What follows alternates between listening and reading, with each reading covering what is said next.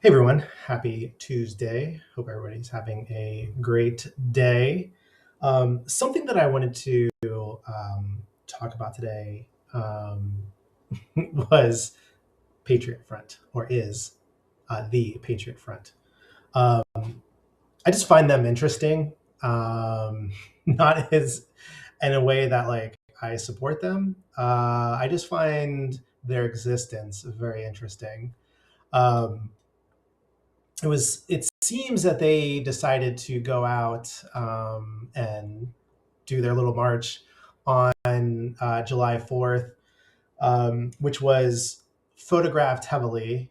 um, I find the pictures almost look AI generated with a bunch of these like dudes on the DC Metro like riding it in, and then there was like one black person just sitting on the subway. Actually, two separate pictures just showing them standing with like one black person in the photo. Um, it was interesting.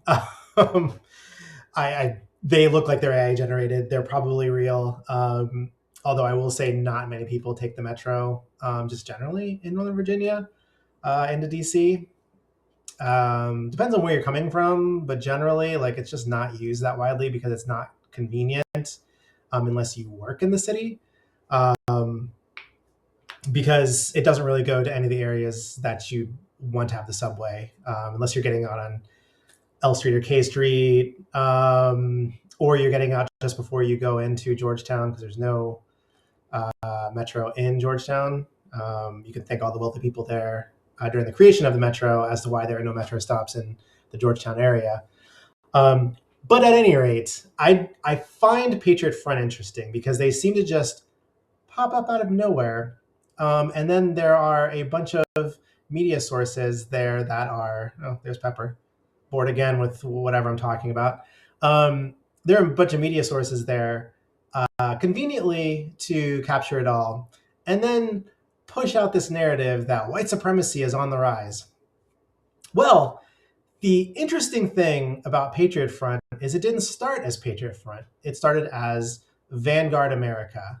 Vanguard America was the one that coordinated the Unite the Right rally in Charlottesville that ended with someone from Vanguard America deciding to drive their vehicle through a crowd of protesters, killing one individual.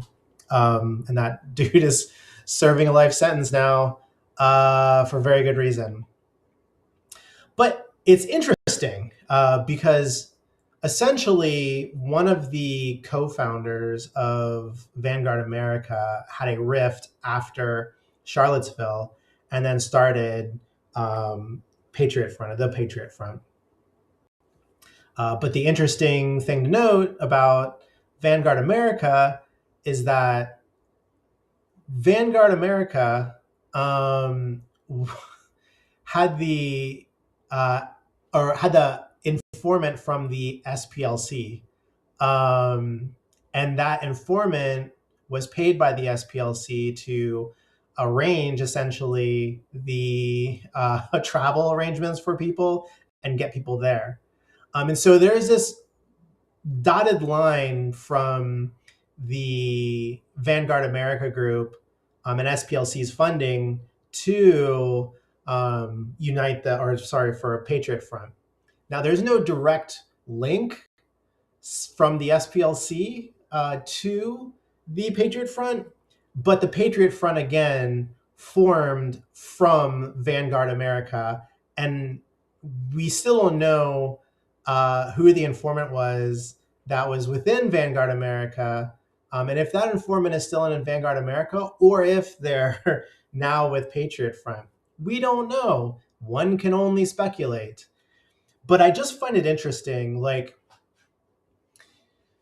the left wants people to believe that white supremacy is like this big deal, and it's growing, or it's ever on the rise in the U.S., and that there's all these white supremacists out there plotting to kill minorities and do all this other stuff, when there's no evidence of any of that. It's not like election fraud where it's happening, but it's not investigated. Um, this is heavily investigated, and the FBI knows, is watching these groups, and knows who is essentially in them. Now, as to whether or not these groups exist as funded by the SPLC, or maybe they're part of a government organization. Who knows? Maybe it's both. I don't know. But the point is that the FBI does have these groups monitored, and they know who they are. All these people that got on the subway had to meet somewhere. They all drove cars. They drove to a metro station to meet. All those metro stations have video cameras outside of them. It's not like New York City where they don't work. They work in Virginia. And so it's easy to backtrace where all these people are coming from. So it's very easy to figure out who is in these groups. Now, with that said, it's just very convenient to have these groups, or this particular group, because you don't see any other ones really. This particular group show up. All are masked. You can't identify any of them, and they just happen to show up at these highly publicized locations. My BS meter goes off like crazy. I'm not going to say it's a psyop or this, that, and the other. I'm just going to say that the Patriot Front, for all intents and purposes, is a real organization with their funding coming from somewhere, with informants that were with a group that they were originally tied to via the SPLC. And, there is nobody. The thing that gets me the most about this is that there's nobody on the right that's saying, yeah, I believe in what they're doing. I totally support it. Literally nobody does, which is why I just find their existence so interesting. Because generally speaking, if there were a group that were loosely affiliated with Republicans, that was espousing basically all the same virtues minus the white identitarianism or white Europeanism that they're espousing, there'd be some people in the Republican Party that would be like, yeah, because generally speaking, if you remove the singular racist piece out of there, which is their white identitarian, or their white European only kind of mentality, everything else they actually support in there is aligned with traditional Democrats, and now essentially MAGA Republicans. But nobody is aligning themselves. Nobody in the mainstream is aligning themselves with these folks. I mean, not even Nick Fuentes is aligning himself with these people. He even thinks that, they're Fed plants. But it's too on the nose to be, in my opinion, real. And they only exist to fuel a narrative that white supremacy is on the rise and gives talking points to Republicans or Democrats, because you can see it in the media coverage.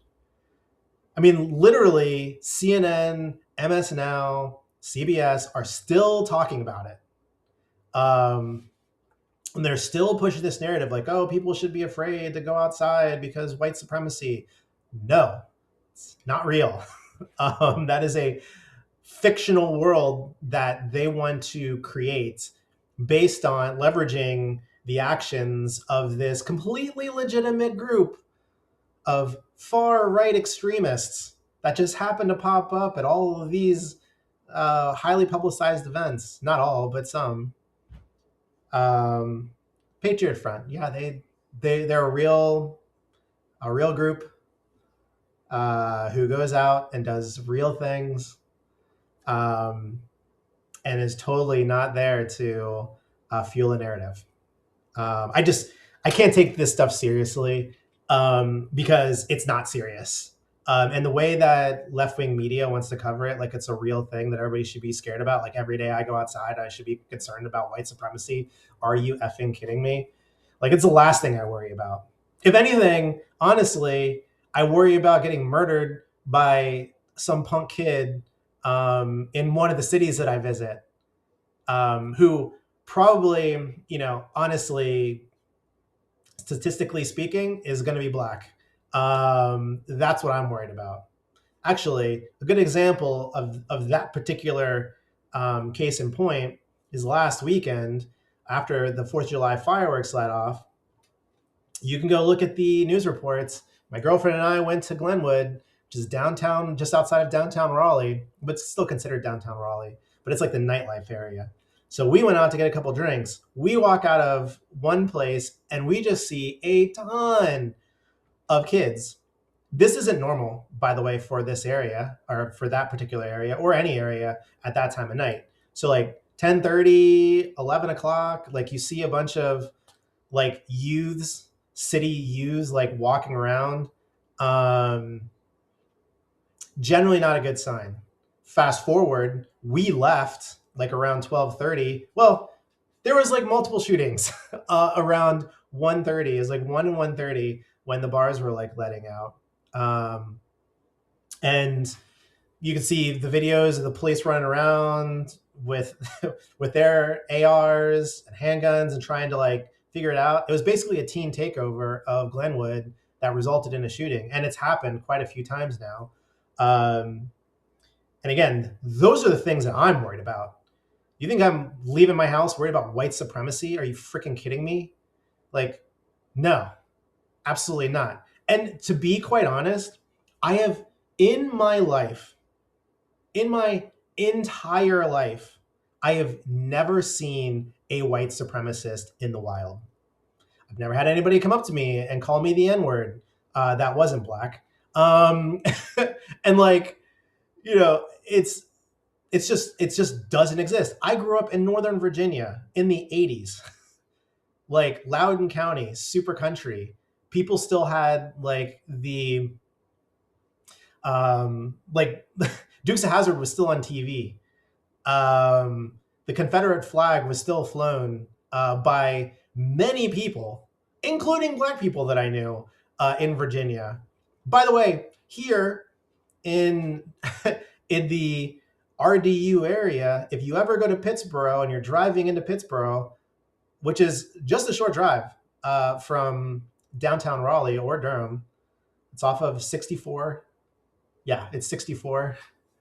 Like literally the one way into that town. You pass by not one, but two places along the same route that have a Confederate flag flying.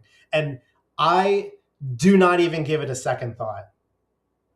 It's just, there is a difference, and people in the North don't get this.